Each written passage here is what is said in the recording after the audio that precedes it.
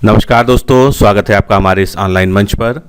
आप लोगों ने डिमांड की थी कि UP triple SC junior assistant का जो रिसेंट पेपर हुआ है उसका सॉल्व आपको प्रोवाइड कराया जाए, जिससे आप लोग को आइडिया लग सके कि किस तरह से क्वेश्चन जो है जूनियर असिस्टेंट में आयोग द्वारा पूछे जा रहे हैं। तो अभी रिसेंटली यानी 19 फरवरी 2019 को जूनियर असिस्टेंट का पेपर हुआ था और ये पेपर था कनिष्ठ सहायक विशेष चयन 2017 वाली भर्ती का। तो इस वीडियो में हम लोग पूरा इसका सॉल्व देखेंगे। 80 क्वेश्चन वाला ये पैटर्न होता था जो अब बदल गया है, अब 130 क्वेश्चन वाला पैटर्न हो गया है। और सॉल्व के साथ में जो है हर प्रश्न की जो है समुचित व्याख्या भी देखेंगे, जिससे आप जो है क्वेश्चन के साथ साथ जो है उससे रिलेटेड अन्य फैक्ट्स को भी जान पाएँ। तो वीडियो स्टार्ट करने से पहले मैं आपको बता दूं कि हमारी ऑनलाइन टेस्ट सीरीज जो हम लोगों ने लॉन्च की थी अभी चल रही है, उसमें प्रवेश आप ले सकते हैं। उसके लिए आपको सिंपली जो है डिकोड एग्ज़ाम का ऐप डाउनलोड करना है प्ले स्टोर में जाकर, और ऐप डाउनलोड करने के बाद आप उसमें साइन अप बनाकर अपना लॉगिन कर लीजिए। लॉगिन करने के बाद टेस्ट सेक्शन में जाकर जूनियर असिस्टेंट के टेस्ट में जो डेमो टेस्ट दिया है जो सभी के लिए ओपन है उसको आप जो है ज़रूर सॉल्व करें, और साथ में वहीं से डेमो टेस्ट की पीडीएफ को भी डाउनलोड करें। क्योंकि आप टेस्ट सीरीज लेते हैं या नहीं लेते हैं वो एक अलग विषय है, लेकिन आप जो है कम से कम जो आपको डेमो टेस्ट की पीडीएफ प्रोवाइड की जा रही वो ज़रूर लें और उसको अच्छे से पढ़ें, जिससे जो है आप को एक अच्छा कंटेंट उपलब्ध हो सके। हमारी सारी टेस्ट सीरीज डेमो टेस्ट के पीडीएफ जैसी ही मिलेगी आपको। जो है हमारी टेस्ट सीरीज कम क्रैश कोर्स में कुल 10 टेस्ट हैं, 10 फुल टेस्ट फुल सिलेबस पर आधारित, यानी 130 क्वेश्चन वाला जो पैटर्न है उस पर आधारित, और साथ में जो है लगभग 300 प्रश्न जो है व्याख्यात्मक हल किए हुए करंट अफेयर्स के आपको जो है प्रोवाइड किए जाएंगे। तो क्वालिटी ऑफ कंटेंट देखने के लिए आप जो है डेमो टेस्ट की पीडीएफ ज़रूर डाउनलोड करें, वहीं से आप समझ पाएंगे कि किस तरह से ये टेस्ट सीरीज बनाई गई। किसी भी तरह की आपको समस्या है, कुछ आप जो जानकारी चाहते हैं, तो आप हमारे इस नंबर 9506742546 पर या तो व्हाट्सएप के माध्यम से पूछ सकते हैं या वर्किंग आवर्स में जो है कॉल करके भी जानकारी ले सकते हैं। टेस्ट सीरीज को बिल्कुल जो लेटेस्ट नया पैटर्न है उसके आधार पर ही डिज़ाइन किया गया है, और जो कुछ जूनियर असिस्टेंट में अब तक पूछा जाता रहा है, पिछले जितने भी प्रश्न पत्र उपलब्ध हैं उन सभी की समीक्षा के आधार पर, एनालिसिस के आधार पर तैयार किया गया है, जिससे अधिक से अधिक कंटेंट आपको जो है एग्ज़ाम में हमारी टेस्ट सीरीज से मिल सके। जो अभी तक जो है लगभग हर टेस्ट सीरीज में होता आया है कि 60 से 65% तक का कंटेंट जो है हमारी टेस्ट सीरीज से आपको देखने को मिला है। तो टेस्ट सीरीज से जुड़ने के लिए आज ही आप जो है डिकोड एग्ज़ाम का ऐप डाउनलोड करें या जो है वेबसाइट पर विजिट करके वहां से आप जो है डेमो टेस्ट को दे लें। अगर आप संतुष्ट हों तभी टेस्ट को ज्वाइन करें। तो चलिए स्टार्ट करते हैं। सॉल्व पेपर देखते हैं इस क्वेश्चन पेपर का, और पूरा पेपर देखिएगा समय निकाल के, जिससे जो है आप ये समझ पाएँ कि इस समय जो ट्रेंड है यूपी ट्रिपल एससी का एक क्वेश्चन पूछने का वो किस तरह से है।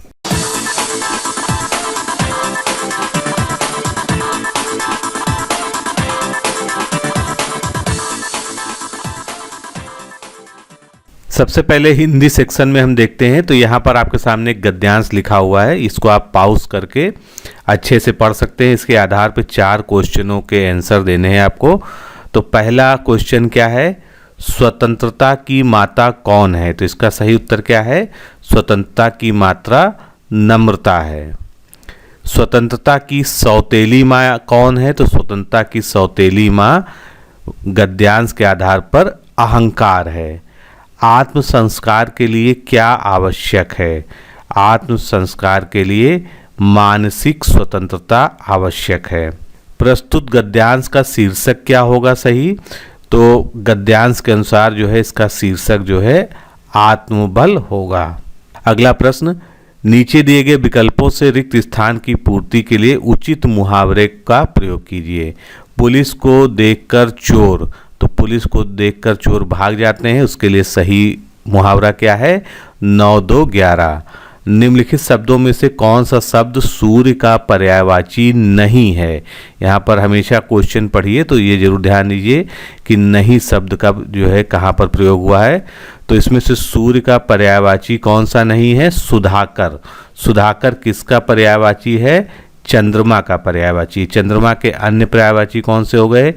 कलानिधि, निशापति, शशांक, ये सभी जो है चंद्रमा के कुछ जो है ऐसे पर्यायवाची हैं जो थोड़े से अननोन हैं। अगला प्रश्न देखते हैं, निम्नलिखित विकल्पों में से अमृत का विलोम शब्द बताइए। तो इसमें से हमको अमृत का विलोम बताना है। तो अमृत का विलोम इसमें से क्या हो जाएगा? विष। सबसे सीधा जो है उत्तर आपके सामने यहाँ पर है। श्री रामचरितमानस की रचना किस कवि ने की है? तो रामचरितमानस की रचना जो है तुलसीदास जी ने की है। माता पिता दोनों प्रसन्न थे। तो इसमें पूछा गया है कि माता और पिता के बीच में कौन सा जो है विराम चिन्ह प्रयोग किया जाना चाहिए। तो माता पिता के बीच में योजक चिन्ह का प्रयोग किया जाना चाहिए। जहाँ पर भी युग्म शब्द या एक दूसरे के विपरीतार्थक शब्द आते हैं वहाँ पर जो है योजक चिन्ह का प्रयोग करते हैं। हिंदी को भारत की राजभाषा कब बनाया गया था? हिंदी को 14 सितंबर सन 1949 को संविधान सभा द्वारा राजभाषा के रूप में अंगीकृत गया था। इसीलिए जो है 14 सितंबर को भारत में राष्ट्रीय हिंदी दिवस प्रतिवर्ष मनाया जाता है। अगला प्रश्न, निम्नलिखित में से कौन सा समुद्र का पर्यायवाची शब्द है? तो ये हमको देखना है। इसमें से रत्नाकर जो है ये समुद्र का पर्यायवाची है। मधुकर किसका पर्यायवाची हो गया? मधुकर जो है भौरा का पर्यायवाची हो गया। नरपति राजा के लिए या नृप के लिए जो है शब्द होता है। और दिनकर जो है ये सूर्य का पर्यायवाची शब्द होता है। अगला प्रश्न, संधि के कितने भेद होते हैं? तो संधि कितने प्रकार की होती है? संधि 3 प्रकार की होती है। कौन कौन सी होती है? स्वर संधि, व्यंजन संधि और विसर्ग संधि। अगला प्रश्न, प्रतिध्वनि में कौन सा उपसर्ग है? तो अगर हम प्रतिध्वनि का जो है विच्छेद करें तो प्रतिधन ध्वनि आएगा। इस तरह से इसमें क्या हो जाएगा? उपसर्ग प्रति। कारज किस प्रकार का शब्द है? तो यहाँ पर जो है कुछ लोग बहुत कंफ्यूज हुए थे, उस समय भी जो है मुझसे उन्होंने कमेंट में पूछा था। तो कारज जो है इसके हिसाब से देशज शब्द है। देशज क्यों होगा? क्योंकि ये तद्भव नहीं है। कुछ लोग ये परेशान थे कि ये तद्भव शब्द है, क्योंकि कार्य का अगर तद्भव शब्द क्या होता है? काज होता है, ना कि कारज। कारज एक देशज शब्द है। अगला प्रश्न, लड़का किस प्रकार की संज्ञा है? तो लड़का जो है जातिवाचक संज्ञा है, क्योंकि वो जो है एक जाति विशेष का बोध कराते हैं। प्रयोग के आधार पर शब्द के कितने प्रकार होते हैं? तो प्रयोग के आधार पर शब्द के जो है 8 प्रकार होते हैं, जो कि आंसर की में दिया हुआ है, लेकिन मैं इससे बिल्कुल भी संतुष्ट नहीं हूँ। ये पुनः संशोधित उत्तर की है, उसमें भी 8 लिखा हुआ है। क्योंकि आप किसी भी अगर मानक किताब को देखेंगे तो प्रयोग के आधार पर आपको 2 ही शब्द मिलेंगे, एक विकारी और दूसरा अविकारी। अब इसके 4 भेद और होते हैं। विकारी में कौन कौन से होते हैं? संज्ञा, सर्वनाम, विशेषण और क्रिया। और अगर अविकारी में आ जाएं तो अविकारी में क्रिया विशेषण, संबंध बोधक, समुच्चय बोधक और विस्मयादि बोधक। तो इस तरह से 4 विकारी के 4 अविकारी के भेद होते हैं। इनको मिलाकर कितना हो जाता है? 8 हो जाता है। लेकिन हमेशा जब ये पूछा जाता है कि प्रयोग के आधार पर शब्द के कितने प्रकार के होने चाहिए, तो प्रयोग के आधार पर शब्द जो है केवल 2 प्रकार के होते हैं, एक विकारी और एक अविकारी। अगला प्रश्न देखते हैं, अधिसूचना जिसको हम नोटिफिकेशन कहते हैं, ये कहाँ पर पब्लिश कराई जाती है? तो अधिसूचना आप जानते हैं राष्ट्रपति या राज्यपाल के नाम से जारी की गई हुई पत्र होता है या विज्ञप्ति उसको कह लें, जो जन साधारण के लिए किसी सरकारी कानून से, किसी नई व्यवस्था से या किसी नई पॉलिसी से अवगत कराने के लिए होता है। तो इसका प्रकाशन हमेशा सरकारी गजट में कराया जाता है। निम्नलिखित विकल्पों में से कौन सा शब्द सरल का विलोम नहीं है? तो सरल का विलोम नहीं है। कुटिल, वक्र और कठिन ये सभी जो है सरल के क्या है? अनेकार्थी शब्द हैं। निरर्थक शब्द जो है सरल का विलोम नहीं है। अगर निरर्थक की बात करें तो इसका विलोम क्या हो जाएगा? सार्थक हो जाएगा। अगला प्रश्न, रचना के आधार पर वाक्य के कितने प्रकार होते हैं? तो रचना के आधार पर वाक्य के कितने प्रकार हो जाएंगे? 3 प्रकार। कौन कौन से? सरल वाक्य, संयुक्त वाक्य और मिश्र वाक्य। संक्षेपण, जिसको हम समराइजेशन कहते हैं, संक्षेपण मूल पाठ से कितने शब्द कम होना चाहिए। तो कम से कम जो है ये 1/3 होना चाहिए। जो मूल पैरा या मूल पाठ होता है उसका 1/3 जो है हम संक्षेपण में करते हैं। अगला प्रश्न, जो शब्द पूर्वापर, यहाँ पर पूर्व पद होना चाहिए था, जो शब्द पूर्व पद संबंध से किसी भी संज्ञा के बदले आता है उसे हम क्या कहते हैं। तो पूर्वापद के बदले आने वाले शब्द जो है सर्वनाम कहलाते हैं। श्रृंगार रस का स्थायी भाव क्या होता है। श्रृंगार रस का स्थायी भाव रति होता है।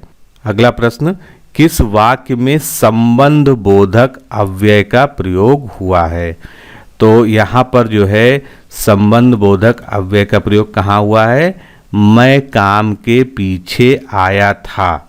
अब यहाँ पर अव्यय क्या है, के पीछे। संज्ञा के पहले या संज्ञा के बाद जो अव्यय आते हैं और वो जो है दोनों का आपस में संबंध बताते हैं, इस तरह के जो है संबंध बोधक अव्यय कहलाते हैं। इसके कुछ उदाहरण क्या हैं, जैसे यहाँ पर बाद शब्द आ जाए या भर आ जाए, के ऊपर, इसके अलावा और, कारण, बिना, सहित, पीछे, से, पहले, इस तरह के शब्द बीच में आते हैं तो जो है संबंध बोधक अव्यय होते हैं। अगर इसका एक और उदाहरण हम देखना चाहें तो वह विद्यालय तक गया, ये भी जो है संबंध बोधक अव्यय का उदाहरण हो जाएगा। इसमें तक जो है संबंध बोधक अव्यय हो जाएगा। माता पिता द्वारा पुत्र को लिखे गए पत्र में माता पिता द्वारा क्या अभिवादन किया जाना चाहिए। तो अगर आप पुत्र को पत्र लिख रहे हैं, माँ बाप जो है, तो वो हमेशा शुभाशीर्वाद ही देंगे, क्योंकि अगर यहाँ पर उल्टा होता, पुत्र द्वारा अपने माता पिता को लिखा जाता, तो उसमें सादर प्रणाम, सादर नमस्कार, प्रणाम, ये सब शब्दों का प्रयोग किया जाता है। अगला प्रश्न, इनमें से हमको शुद्ध वाक्य बताना है। तो इसमें से शुद्ध वाक्य हम देख सकते हैं, अरब के 10 यात्री भारत आए। अगला प्रश्न 26 नंबर, निम्नलिखित शब्दों में से कौन सा शब्द पुल्लिंग है। तो इसमें से पुल्लिंग शब्द कौन सा है, संकल्प। अगला प्रश्न देखते हैं, रचना के आधार पर वाक्य कितने प्रकार के होते हैं। तो रचना के आधार पर 3 प्रकार के होते हैं। ये सेम वही क्वेश्चन है जो अभी पीछे पूछा गया था, यानी एक ही प्रश्न पत्र में एक क्वेश्चन जो है 2-2 बार पूछ लिया गया। रूप के अनुसार क्रिया विशेषण कितने प्रकार का होता है। तो रूप के अनुसार क्रिया विशेषण कितने प्रकार का होता है, 3 प्रकार का होता है। अब ये 3 कौन कौन से होते हैं ये भी जान लीजिए, कभी जो है इसका नाम भी पूछा जा सकता है। तो मूल क्रिया विशेषण, दूसरा हो जाएगा यौगिक क्रिया विशेषण, और तीसरा हो जाएगा स्थानीय क्रिया विशेषण। ये जो है रूप के अनुसार होते हैं। अब इसको एक और आधार पे हम बांट सकते हैं, वो कौन सा है, प्रयोग के आधार पर। अगर हम बात करें कि क्रिया विशेषण कौन कौन से होते हैं, तो प्रयोग के आधार पर साधारण क्रिया विशेषण, दूसरे नंबर पर संयोजक आ जाएंगे जो दो को आपस में जोड़ते हैं, और तीसरा जो है प्रकार हो जाएगा अनुबद्ध क्रिया विशेषण। आगे देखते हैं, क्रिया विशेषण से ही अगला प्रश्न आ गया है, अर्थ के अनुसार क्रिया विशेषण के कितने प्रकार होते हैं। तो अर्थ के अनुसार 4 प्रकार होते हैं। वो 4 कौन कौन से हो गए, सबसे पहले स्थानवाचक, फिर दूसरे नंबर पर आ जाएगा कालवाचक, तीसरे नंबर पर परिमाणवाचक, और चौथे नंबर पर रीतिवाचक। तो ये 4 जो है क्रिया विशेषण के भेद जो है उसके अर्थ के आधार पे होते हैं। अगला प्रश्न देखते हैं, अंश अंश, ये दोनों जो है समुच्चारित भिन्नार्थक शब्द हैं, यानी एक जैसा उच्चारण वाले भिन्न शब्द हैं। तो इसका हमको बताना है कि इनका सही अर्थ क्या होगा। तो अंश का अर्थ, जो पहले अंश लिखा हुआ है ये वाला, इसका अर्थ क्या होता है, हिस्सा होता है, और दूसरा अंश जो है उसका अर्थ कंधा होता है। इस तरह से बी ऑप्शन इसका सही होगा। अगला प्रश्न, गोदान के लेखक कौन है। तो ये तो सभी लोग जानते हैं, गोदान जो है सबसे प्रसिद्ध रचनाओं में से है प्रेमचंद जी की। बुंदेली जो बोली है इसका क्षेत्र कहाँ पर है, कहाँ पाया जाता है? तो जैसा इसका नाम है बुंदेली यानी बुंदेलखंड क्षेत्र, तो बुंदेलखंड क्षेत्र में झांसी, जालौन, दतिया यानी उत्तर प्रदेश का जो बुंदेलखंड का एरिया है और साथ में मध्य प्रदेश का, ये मिलाकर जो है बुंदेली बोली का जो है क्षेत्र बनता है। अब इससे कुछ प्रश्न आगे और भी आ सकते हैं कि बुंदेली भाषा या बोली का जो है विकास किस अपभ्रंश से हुआ है, तो इसको अच्छे से याद कर लीजिएगा। सौर सेनी अपभ्रंश से जो है बुंदेली का विकास हुआ है। बुंदेली की 3 प्रमुख उपबोलियां हैं, कौन कौन सी? एक हो गई राठौरी, दूसरी हो गई लोधांती और तीसरी जो है बनाफरी। ये भी याद रखिएगा, कभी पूछा जा सकता है। ये उपबोलियां हैं बुंदेली भाषा की।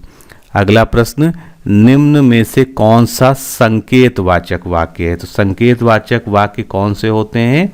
जहां पर कोई शर्त दी हो और वो शर्त जो है उस फल की ओर इंगित कर रहा हो। तो इसमें सबसे महत्वपूर्ण जो है चीज़ है कि शर्त वाली बात होनी चाहिए। तो आप जो है सारे ऑप्शन को अगर देखेंगे तो कौन सा इसमें आपको सही लगेगा? यदि वर्षा अच्छी हुई तो फसल भी अच्छी होगी। यहाँ पर एक शर्त है कि अगर वर्षा अच्छी हुई तो फसल भी अच्छी हुई, तो शर्त हो और दूसरा जो है शर्त के कारण कुछ ना कुछ फल की प्राप्ति की जो है बात की जा रही है। तो इस तरह के वाक्य जो है संकेतवाचक वाक्य कहलाते हैं। एक उदाहरण इसका ये भी हो सकता है, कुछ बनना है तो पढ़ाई करो। तो ये भी जो है क्या है, एक संकेतवाचक वाक्य का उदाहरण हो जाएगा। हिंदी का प्रथम समाचार पत्र कौन सा था? उद्दंड मार्तंड, आप सभी जानते हैं। 1826 ईस्वी में कहाँ से प्रकाशित हुआ था? तो ये जो है कलकत्ता से प्रकाशित हुआ था। इसकी एग्जैक्ट डेट क्या थी? 30 मई 1826 में। और जुगल किशोर शुक्ला इसके जो है शुरुआत करने वालों में से, संपादकों में से थे। अगला प्रश्न, आपका भविष्य उज्जवल हो, ये एक वाक्य है। अर्थ की दृष्टि से हमको इसका भेद बताना है।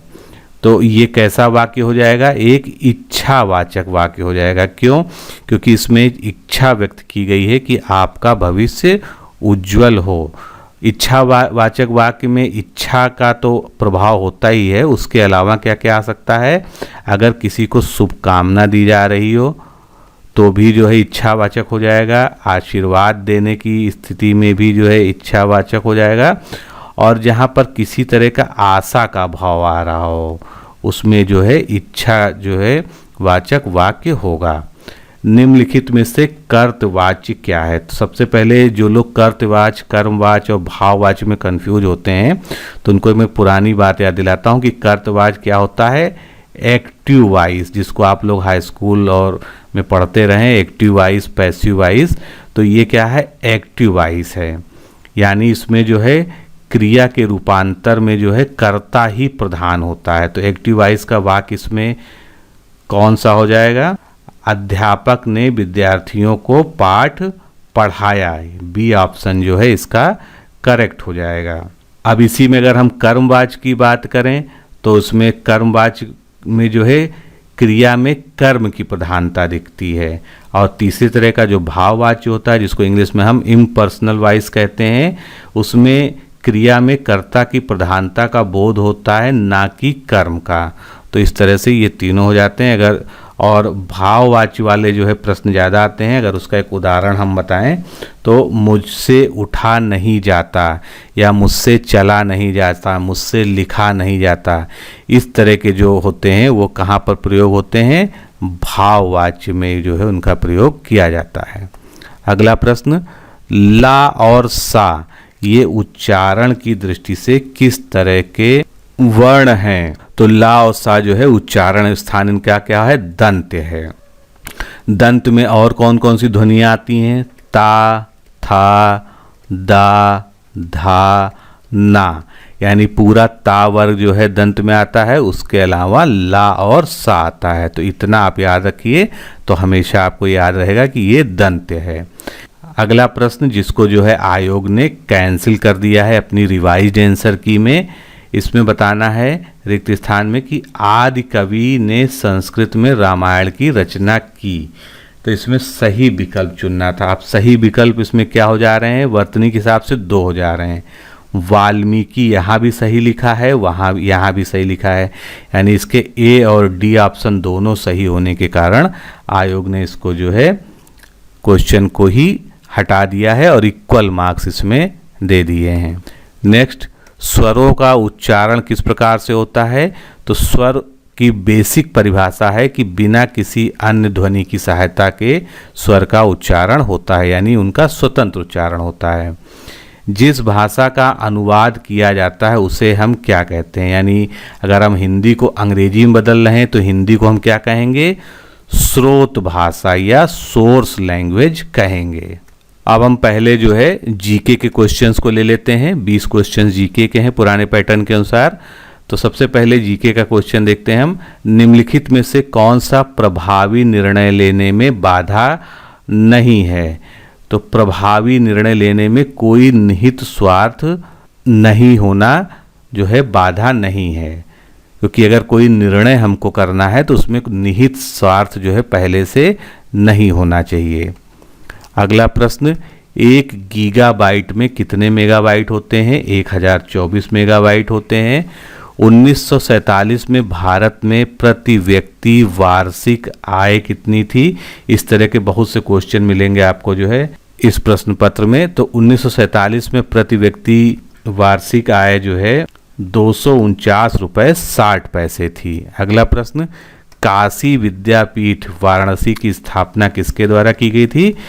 तो काशी विद्यापीठ वाराणसी की स्थापना शिव प्रसाद गुप्ता और उनके एक सहयोगी थे भगवान दास, कभी ये भी नाम पूछा जा सकता है इसलिए याद रखिएगा, भगवान दास ने मिलकर 1921 में किया था। अगला प्रश्न, कुशीनगर जो एक प्रसिद्ध बौद्ध स्थल है वो क्यों प्रसिद्ध है? क्योंकि यहाँ पर जो है गौतम बुद्ध जी की मृत्यु हुई थी। अगला प्रश्न, नवंबर 2018 में शहरी आधारभूत संरचना पर दक्षिण एशियाई क्षेत्रीय सम्मेलन किस शहर में आयोजित किया गया था? तो ये दक्षिण एशियाई क्षेत्रीय सम्मेलन नई दिल्ली में आयोजित हुआ था। नवंबर 2018 में विश्व सीमा शुल्क संगठन यानी WCO की क्षेत्रीय बैठक भारत के किस शहर में हुई थी? तो ये क्षेत्रीय बैठक जो है जयपुर में हुई थी। अगला प्रश्न, निम्नलिखित में से कौन सा निर्णय लेने की प्रक्रिया में 7 चरणों का पहला कदम है?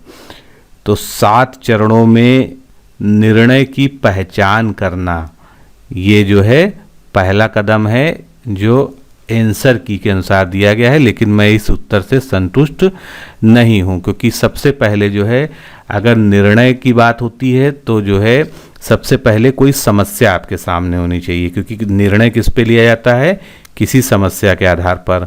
तो समस्या की पहचान करना, उसके बाद उसके बारे में जानकारी इकट्ठा करना, फिर आपके पास क्या जो है विकल्प हैं, उसके बाद जो है हम निर्णय की प्रक्रिया में आगे बढ़ते हैं। तो इस तरह से उत्तर जो है आयोग ने ए दिया है, लेकिन मैं फ़िलहाल जो है इससे संतुष्ट नहीं हूँ, क्योंकि और ऑप्शन भी इसमें नहीं दिए गए हैं। यदि आप अधिक रैम स्थापित करते हैं तो माइक्रोसॉफ्ट विंडोज़ आधारित कंप्यूटर पर क्या असर होगा? तो रैम बढ़ाने पर जो है इसकी काम करने की गति बढ़ जाएगी, यानी ये अधिक तेज़ी से काम करेगा। अगला प्रश्न, 1951 की जनगणना के अनुसार भारत में साक्षरता दर क्या थी? तो 1951 की जनगणना के अनुसार भारत की साक्षरता दर 18.33% थी और वर्तमान में कितनी है? 74.04% जो है भारत की साक्षरता दर है। उत्तर प्रदेश का किसका एक सबसे बड़ा उत्पादक है? तो इसमें 2 उत्तर सही हो सकते थे, लेकिन आप लोगों ने ऑब्जेक्शन किया था या नहीं किया था इसके बारे में मुझे नहीं पता है। आम के उत्पादन में उत्तर प्रदेश प्रथम स्थान पर तो है ही है, आयोग द्वारा इसको माना भी गया है, करेक्ट। लेकिन अमरूद के उत्पादन में भी उत्तर प्रदेश जो है भारत में प्रथम स्थान पे है। जो अभी इकोनॉमिक्स सर्वे से मैंने आपको जो है प्रोडक्शन का डाटा पढ़ाया था, उसमें आपको एक समरी चार्ट लास्ट में दिखाया था, तो आप देख सकते हैं कि किन किन चीज़ों में उत्तर प्रदेश प्रथम स्थान पर है। सर्वाधिक सब्जी उत्पादन, सर्वाधिक बागवानी उत्पादन, सर्वाधिक बागवानी का फसल क्षेत्र पर, शहद के उत्पादन में, आंवला के उत्पादन में, अमरूद के उत्पादन में, आम के उत्पादन में, आलू मशरूम, तरबूज, खरबूजा, मटर, ये सभी के उत्पादन में उत्तर प्रदेश जो है देश में पहले नंबर पे है। अगला प्रश्न, भारत का सबसे बड़ा तांबा कच्ची धातु उत्पादक कौन सा है? तो सबसे ज़्यादा जो है कच्ची धातु तांबा का उत्पादन जो है मध्य प्रदेश के द्वारा किया जाता है। ताम्ररस के भंडारण में राजस्थान पहले नंबर पे है, झारखंड दूसरे नंबर पे और मध्य प्रदेश तीसरे नंबर पे। उत्पादन में आपको पता ही है कि मध्य प्रदेश पहले नंबर पे है, राजस्थान दूसरे नंबर पे है और झारखंड तीसरे नंबर पे है।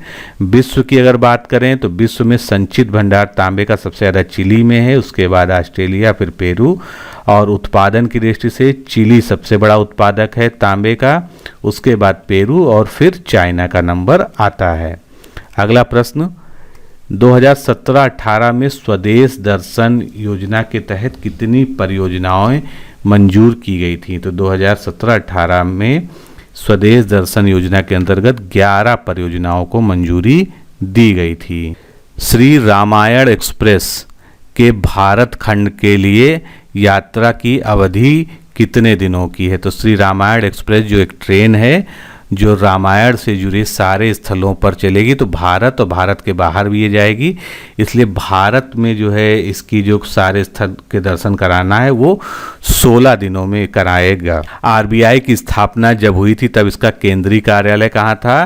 कोलकाता में। इसकी स्थापना कब हुई थी? 1 अप्रैल सन 1935 को। मूल लेखांकन समीकरण यानी बेसिक अकाउंटिंग इक्वेशन क्या है? तो इधर आप इंग्लिश में देखेंगे तो ज़्यादा आपको अच्छे समझ में आएगा।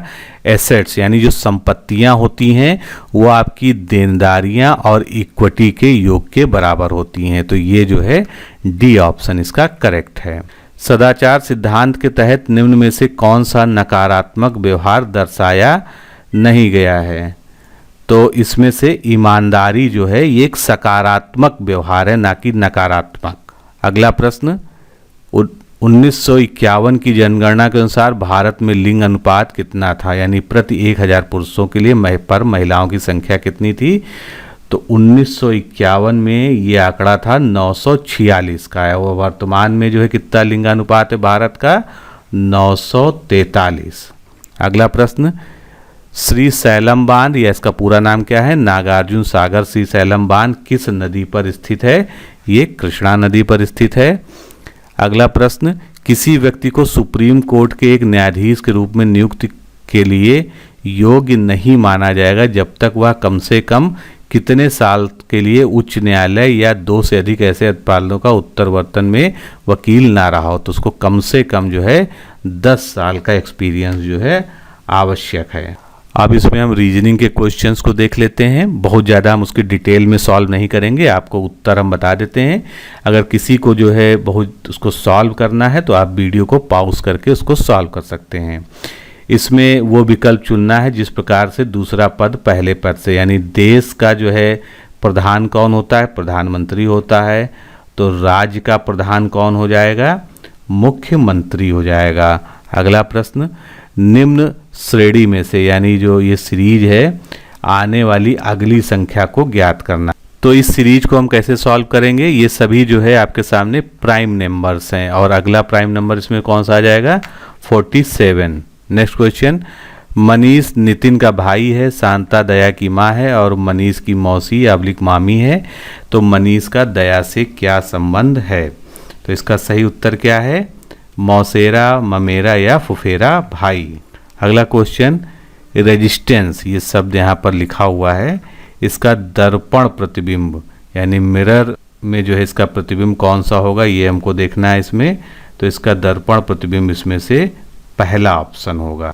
टेलीस्कोप शब्द का दर्पण में प्रतिबिंब हमको बताना है, तो टेलीस्कोप शब्द का दर्पण में प्रतिबिंब इसमें इस तरह से आ जाएगा, ठीक उल्टा। अगला प्रश्न, वह विकल्प चुने जो तीसरे पद से उसी प्रकार संबंधित हो जिस प्रकार से दूसरा पद पहले से संबंधित है। तो चिकित्सक जो है क्या यूज़ करता है? स्टेथोस्कोप। नाविक क्या यूज़ करेगा इसमें से एक उपकरण के रूप में? तो नाविक जो है इसमें से कंपास का उपयोग करेगा। निम्न श्रेणी में आने वाली अगली संख्या क्या होगी? तो इसमें पैटर्न क्या फॉलो हो रहा है? 2 का स्क्वायर, 3 का स्क्वायर, 5 का स्क्वायर, 7 का स्क्वायर, उसके बाद जो है 11 का स्क्वायर यानी 121। अगला प्रश्न वेन डायग्राम वाला है। इसमें हमको क्या करना है, उस समूह को पहचानना है जो उन अभिनेताओं को निरूपित करता हो जो गायक हैं लेकिन इंजीनियर नहीं हैं। तो यहाँ पर स्पष्ट रूप से आप देख सकते हैं कि अभिनेता हैं, गायक हैं लेकिन इंजीनियर नहीं है। तो इसका ऑप्शन क्या हो जाएगा सही, बी। अगला प्रश्न वेन डायग्राम सही है। इसमें उस समूह को पहचानना है जो उन इलेक्ट्रीशियनों को निरूपित करता हो जो ना प्लम्बर हैं और ना ही मोटर मैकेनिक। तो ऐसे इलेक्ट्रीशियन जो ना प्लम्बर हैं ना मोटर मैकेनिक हैं वो क्या हो जाएंगे, डी हो जाएंगे। अगला प्रश्न एक कोड लैंग्वेज में ऑलमाइटी का कोड जो है 95 है, तो इसी भाषा में इसका कोड क्या होगा। तो इसका सही उत्तर क्या है, 74। बी ऑप्शन इसका करेक्ट है। इसको आप आसानी से सॉल्व कर सकते हैं। अगला प्रश्न देखते हैं, ये कथन और कार्रवाइयों वाला प्रश्न है। तो इसमें पहला कथन क्या दिया हुआ है, प्रतिवर्ष बड़ी संख्या में लोग दूषित जल पीने से मर जाते हैं। ये हमारे पास जो है स्टेटमेंट है कि प्रतिवर्ष बड़ी संख्या में लोग दूषित जल पीने से मर जाते हैं। और इसका जो है कार्रवाइयाँ इस पर क्या क्या की जा सकती हैं, इसी में से हमको सही क्वेश्चन कुछ छांटना है। सरकार को तुरंत प्रभावितों को वित्तीय सहायता प्राप्त करनी चाहिए। एक सुझाव ये है, लोगों को उपभोग के लिए शुद्ध जल का उपयोग करने के लिए शिक्षित किया जाना चाहिए। लोगों को जल पीना बंद कर देना चाहिए। तो इसमें कार्रवाई सबसे सटीक क्या हो सकती है, लोगों को उपभोग के लिए शुद्ध जल का उपयोग करने के लिए शिक्षित करना चाहिए। यानी सही उत्तर क्या हो जाएगा, ये केवल कथन जो है 2 का अनुसरण करते हैं। अगला प्रश्न इसी तरह का है। कथन क्या है, दिल्ली में प्रत्येक मानसून में बड़ी संख्या में लोग डेंगू से पीड़ित हो जाते हैं। अब इसमें कार्रवाइयाँ क्या क्या दी गई हैं, शहर के नगर पालिका प्राधिकरण को बरसात के मौसम में डेंगू की रोकथाम और नियंत्रण के लिए तुरंत कदम उठाने चाहिए। तो बिल्कुल सही है। उसके बाद दिल्ली के लोगों को बरसात के मौसम में अन्य शहरों में चले जाना चाहिए, जो इम्पॉसिबल है। लोगों को मानसून के दौरान मच्छर भगाने वाले साधनों का भी उपयोग करना चाहिए। तो ये कथन सही है। इस तरह से जो है 2 निष्कर्ष यानी 1 और तीसरा जो है इसका अनुसरण करते हैं। अगला जो है कथन क्या है, सभी चिकित्सक क्या हैं, रक्षक हैं। और सभी रक्षक कैसे हैं, महान हैं। तो इसका निष्कर्ष क्या है कि कुछ रक्षक चिकित्सक हैं, सभी चिकित्सक महान हैं। तो ये दोनों ही जो है निष्कर्ष का अनुसरण ये करता है। अगला प्रश्न देखते हैं, वह संख्या ज्ञात कीजिए जो अन्य तीनों से इनमें भिन्न है। तो यहाँ पर आप स्पष्ट तौर से देख रहे हैं सम विषम का है, 142 जो है एक सम संख्या है, ये तीनों से भिन्न है। अगला प्रश्न, वह शब्द ज्ञात कीजिए जो अन्य तीनों शब्द से भिन्न है। तो इसमें क्या क्या दिया गया, वेल, मगरमच्छ, कछुआ और मेढक। तो इसमें भिन्न क्या हो जाएगा, वेल। इसका प्रमुख आधार क्या हो जाएगा, क्योंकि वेल जो है ये क्या है, एक मैमल है और बाकी जो है मैमल्स नहीं है। अगला प्रश्न, सर्दियों की एक सुबह राधा स्कूल जाने के लिए अपने घर से निकली। फाटक खोलने पर फाटक की छाया उसके दाएं ओर पड़ी। स्कूल जाने के लिए घर से निकलते समय राधा की मुंह किस दिशा की ओर था। तो अगर दाईं ओर परछाई पड़ रही है तो उसका मुख किधर होना चाहिए, दक्षिण की ओर होना चाहिए। अब अगला क्वेश्चन जो है ये एजम्पशन और सोल्यूशन के आधार पे है। a - b का अर्थ है ए बी की पत्नी है। तो इसको थोड़ा सा सॉल्व करने में समय लगता है, लेकिन क्वेश्चन इतना टिपिकल नहीं होता है।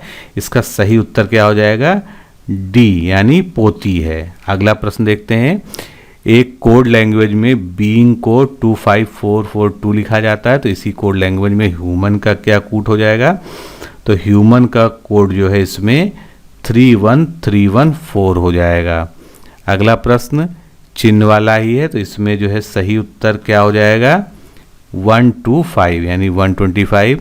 और लास्ट क्वेश्चन जो है इस सीरीज का, इसका उत्तर क्या हो जाएगा, 66 इसका उत्तर आएगा। तो दोस्तों इस तरह से जो है हम लोगों ने इस पूरे पेपर का सॉल्यूशन देखा। और ये जूनियर असिस्टेंट का पेपर इसी साल फरवरी में हुआ है, इसलिए जो है ये जो है इसके सबसे करीबी पैटर्न का पेपर है। हालांकि जो है अब नए सिलेबस में नंबर ऑफ क्वेश्चंस चेंज हो गए हैं, लेकिन फिर भी जो है जो क्वेश्चंस के टाइप हैं आप इस एक आइडिया लगा सकते हैं कि आपका जो है जो नवंबर में पेपर होने वाला है उसमें जो है किस तरह के प्रश्न आ सकते हैं। तो इसको बाद आधार बनाकर आप जो है अपनी तैयारी कर सकते हैं। अगले वीडियो में हम लोग बात करेंगे कि जूनियर असिस्टेंट की तैयारी के लिए कौन कौन से मोस्ट इम्पॉर्टेंट टॉपिक्स हैं जो आपको ज़रूर पढ़ने चाहिए। तो मिलते हैं अगले वीडियो में। नमस्कार, धन्यवाद।